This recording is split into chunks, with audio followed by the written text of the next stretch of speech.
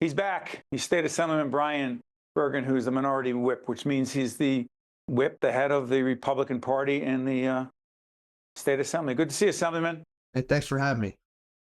Listen, there's a whole bunch of things I want to talk about, but I heard from our producers that you want to talk about tariffs. We're taping on the 18th of March. We're not trying to time anything.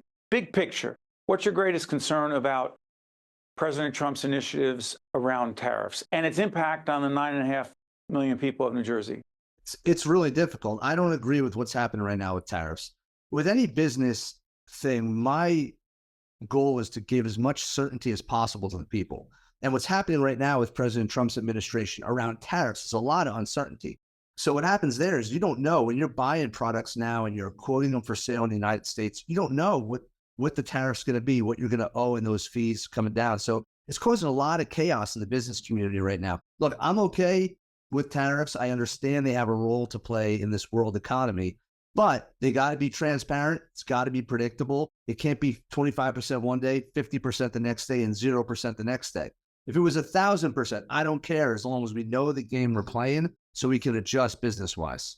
Assemblyman, why don't we hear more Republican members of Congress? And I know that you're not in Congress, but why don't we hear more Republican members of Congress who are concerned about business, as you are, stating this?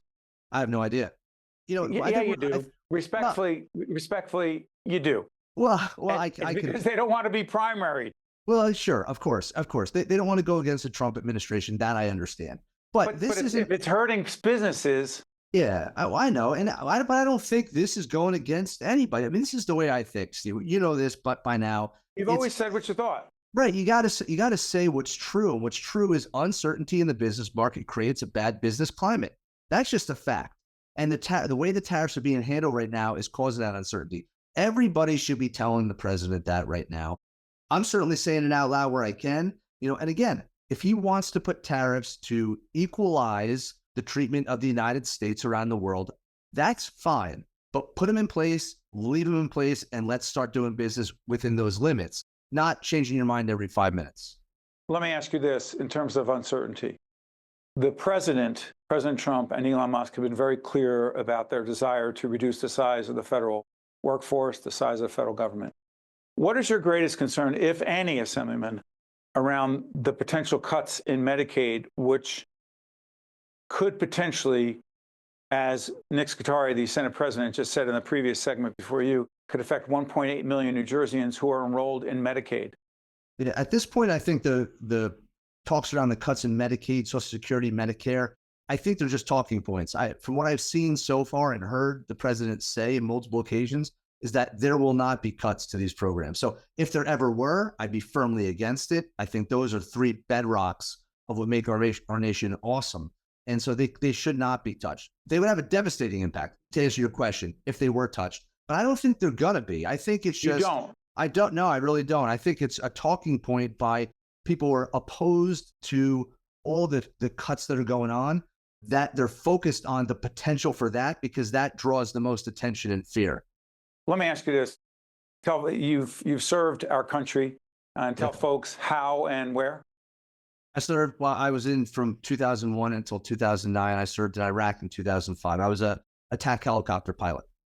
And I said it last time, I'll say it again. Thank you, Senator, for your service in the military. And along those lines, one thing we do know is the Trump administration is looking to cut approximately 80,000 jobs in the Department of Veteran Affairs.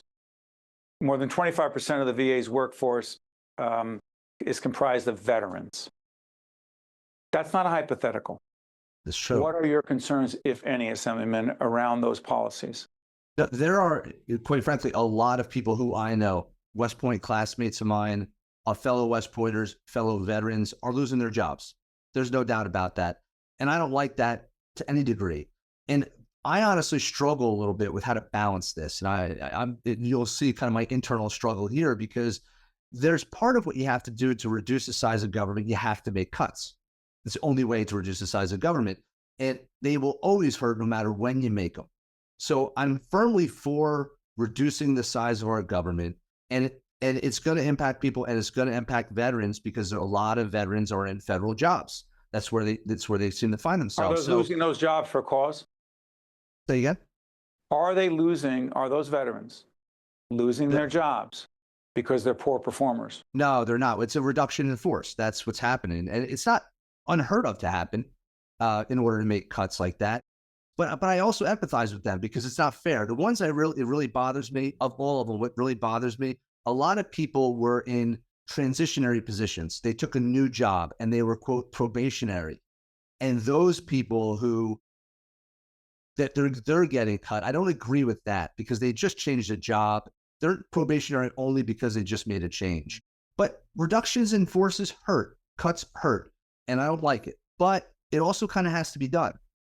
When Elon Musk has a chainsaw and he says, you know, it speaks for itself, it's not surgical at all. It is these massive cuts. And in the case of this federal Department of Education, the goal is to eliminate it. Do you agree that while everyone says waste, fraud, and abuse, yes, we want to cut it out, that's one thing.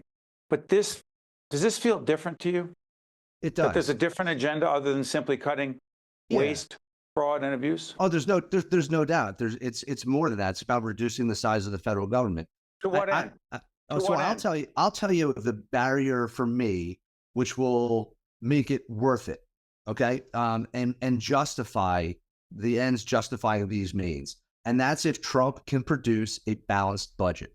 If he can make cuts that equate to helping balance the budget of the United States, and this is what it takes, in my opinion, that is worth it for the greater good of the future of our country. If all these cuts are happening and the chainsaw is coming out and we do not have a balanced budget, in my opinion, then it was not worth it. Speaking of balanced budgets, by the Constitution of 1947, New Jersey has to have a balanced budget by the final day of June of 2025. What is your greatest concern about the proposed budget from Governor Murphy? Well, the proposed budget's a total train wreck. And what we've seen historically is it never gets lower. Once it gets in the hands of the legislature, they just start bolting all kinds of stuff on. Somebody gave a speech recently. Are you saying you weren't able to get any items? And when I was in the legislature, they used to call it the Christmas tree list. They still do. I don't know what they're called now.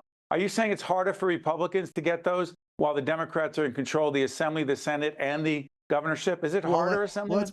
Let's put it this way. First, I'm not asking for them. And second, I could ask for a number 2 pencil. They wouldn't put that in the budget for me. You're not asking, right. And you know you're not getting. That's the truth. But so it's only going to grow, and it's $58 billion.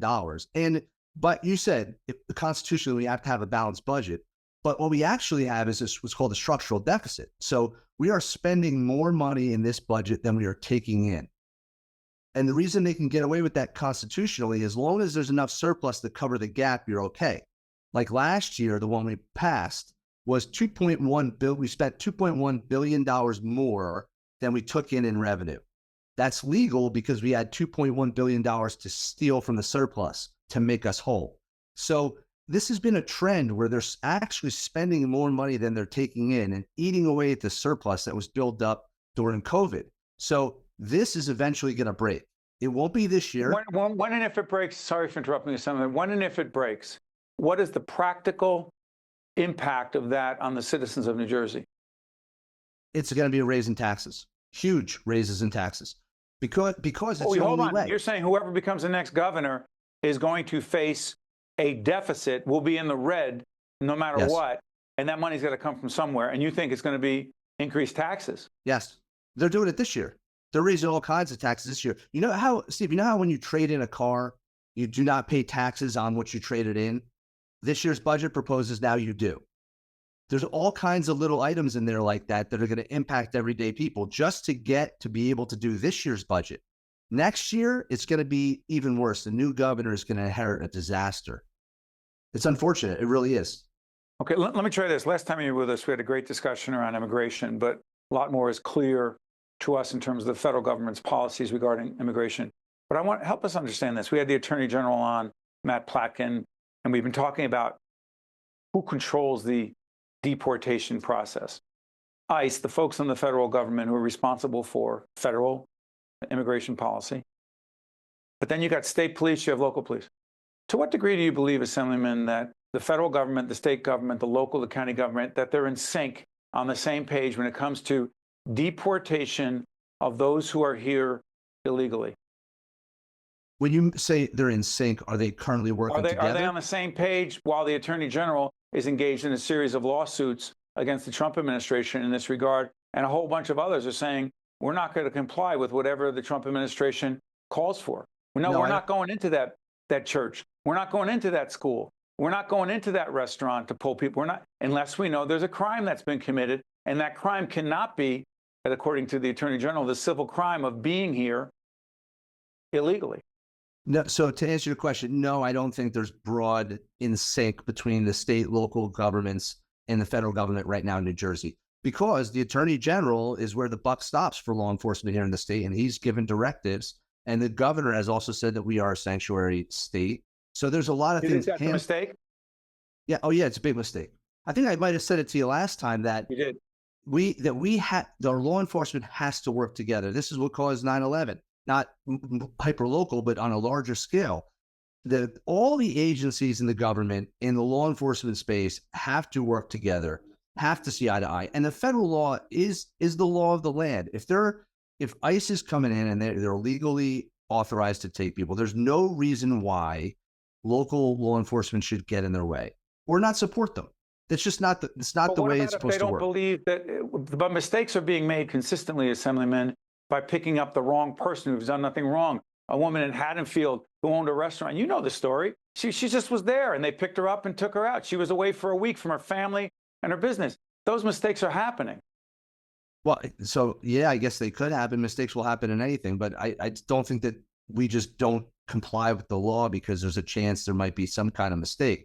We have to push back on the federal government not to make those mistakes. And if there's one person that you mentioned, it's very unfortunate, and I get it, and I don't like that. But I mean, that's one out of how many? The feds are in control of this. Right, they should be.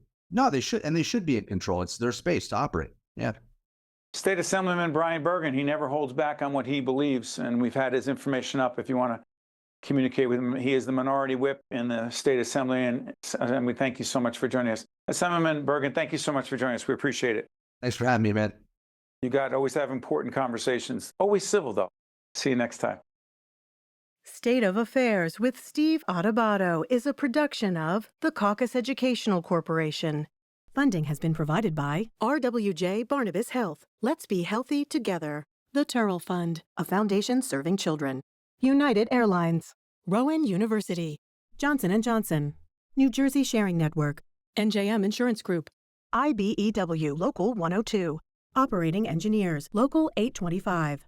And by these public-spirited organizations, individuals, and associations committed to informing New Jersey citizens about the important issues facing the Garden State. Promotional support provided by NJ.com and by New Jersey Globe. No one plans on heart disease, but everyone should have a plan for it. We help patients of all lifestyles and medical histories plan for healthy hearts. We offer convenient screenings without judgment, hundreds of preventive programs, and women's heart specialists. And we're the largest cardiac surgery program in New Jersey. Make plans for a healthy heart with RWJ Barnabas Health. Let's be healthy together.